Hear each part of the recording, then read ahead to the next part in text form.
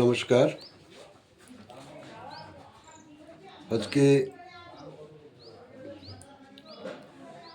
Homeo doctor suggestion YouTube channel এবং Facebook পেজে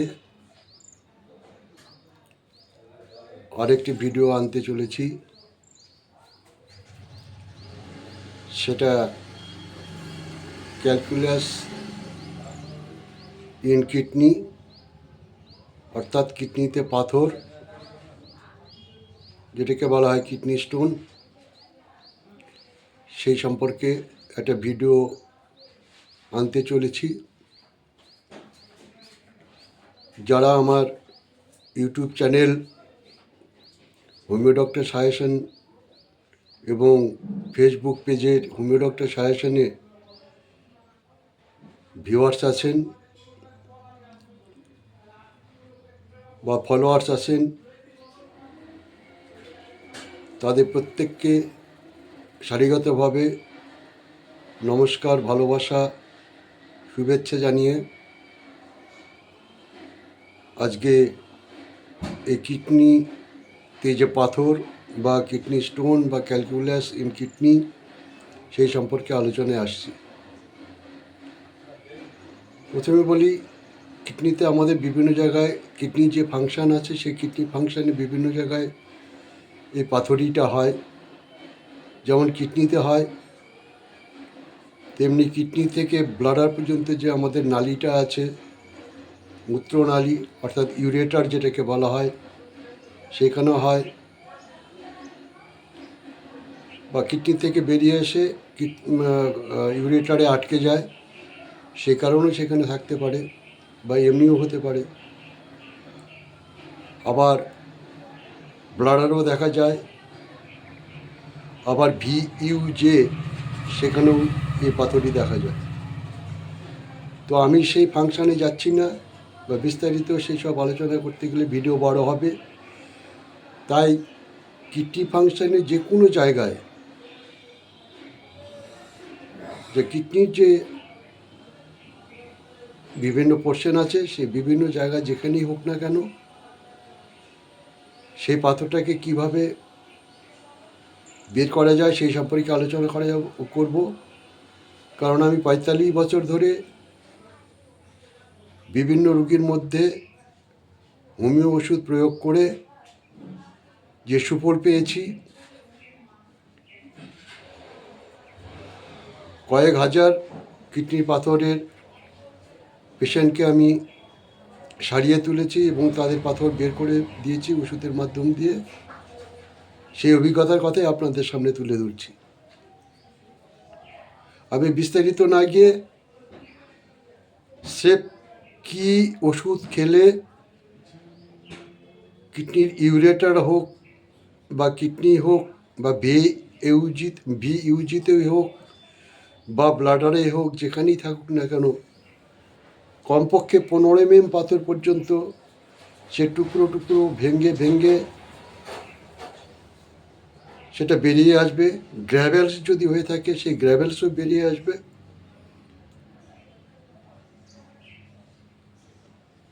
সেই ওষুধগুলোর কথাই আপনাদের সামনে তুলে ধরছি।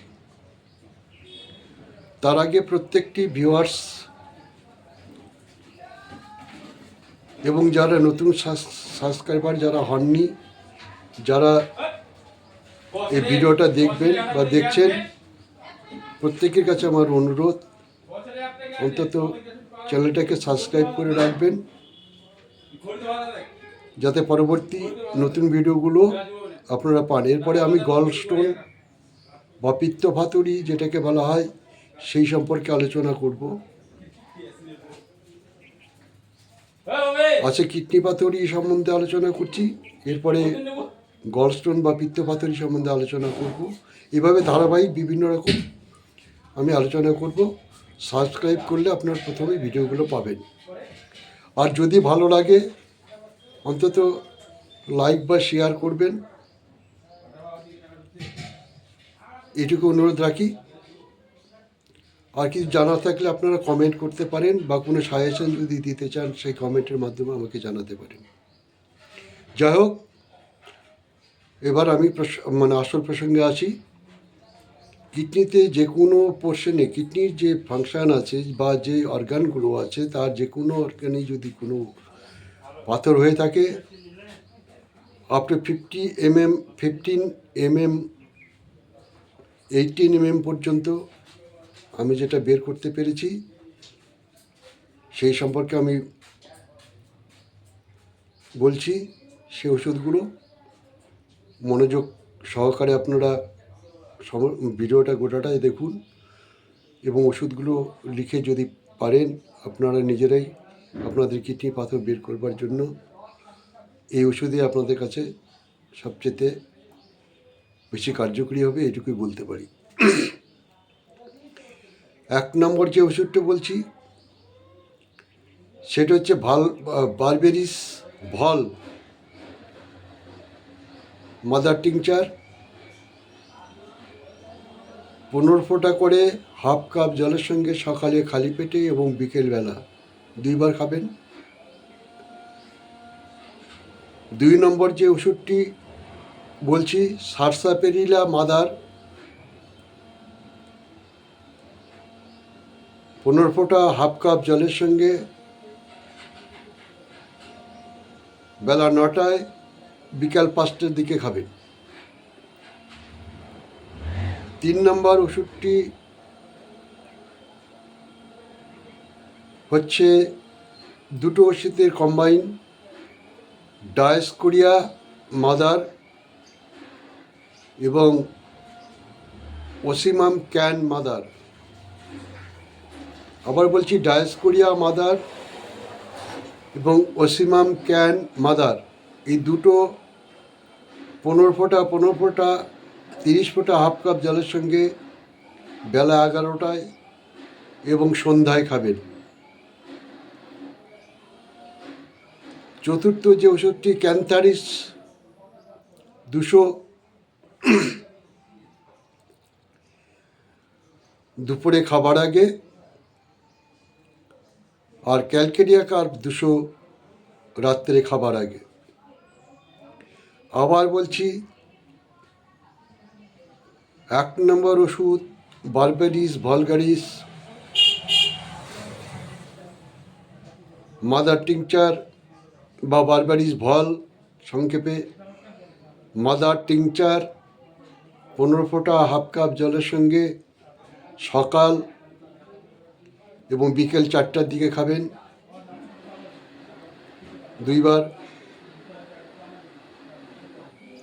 সারসাপেরিলা মাদার, মানে পাওয়ারটা হচ্ছে মাদার, অর্থাৎ মাদার টিংচার বেলা 9টায় বিকাল 5টার দিকে খাবেন হাফ কাপ জলের সঙ্গে। 3 নম্বর ওষুধটি হচ্ছে দুটো ওষুধের কম্বাইন, ডায়াস্কোরিয়া মাদার 15 ফোঁটা এবং ওসিমাম ক্যান 15 ফোঁটা। এই 30 ফোঁটা ওষুধ হাফ কাপ জলের সঙ্গে বেলা 11টায় এবং সন্ধ্যায় খাবেন। 4 নম্বর যে ওষুধটি সেটা হচ্ছে ক্যান্থারিস 200 শক্তি, সেটা হচ্ছে দুপুরে খাবার আগে, এবং ক্যালকেরিয়া কার্প 200 শক্তি রাত্রে খাবার আগে। ক্লিয়ার হয়ে গেল? এইভাবে আপনারা কন্টিনিউ 3 মাস খেয়ে ছবি তুলবেন আশা করি। যদি বড় হয়ে থাকে সাইজ, যেটা বললাম 10-এর উপর যদি হয়ে থাকে, তাহলে সেটা ছোট হয়ে টুকরো হয়ে হয়তো বেরিয়ে গেছে। আর যদি ছোট হয়ে থাকে তাহলে সেটা প্রস্রাবের সঙ্গে আপনার বেরিয়ে কমপ্লিট হয়ে গেছে। 3 মাস খাওয়ার পর ছবি তুলবেন, ছবি তুলে দেখবেন, আশা করি আপনারা নিজেরাই মুক্ত হবেন। এইটুকুই আমার বলবার ছিল। আপনারা সমাজে যাতে কাজে লাগে এই জন্যই আমি ভিডিওগুলো করছি। 45 বছরের অভিজ্ঞতা আপনাদের সামনে তুলে ধরছি, যাতে সমাজে বা আপনারা যারা দেখছেন আপনাদের পরিবারের বা আপনাদের পারিপার্শ্বিক কারো যদি এরকম হয়, এই ওষুধগুলো কিনে খাবেন। এইটুকুই বলবার ছিল। পরবর্তী যেটা নিয়ে আসবো সেটা হচ্ছে গলস্টোন অর্থাৎ গলব্লাডারে যে পাথর বা পিত্তথলিতে যে পাথর, সেটা কিভাবে নিরাময় করা যায় সেই সম্পর্কে হোমিওপ্যাথিতে যে ওষুধগুলো আছে আমি আপনাদেরকে বলবো, অ্যাপ্লাই করবেন, অন্তত সেখান থেকেও আপনারা মুক্তি পাবেন।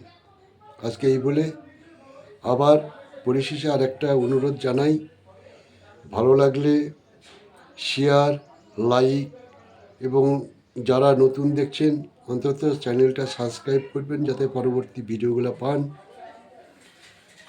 দ্বিতীয়ত হচ্ছে,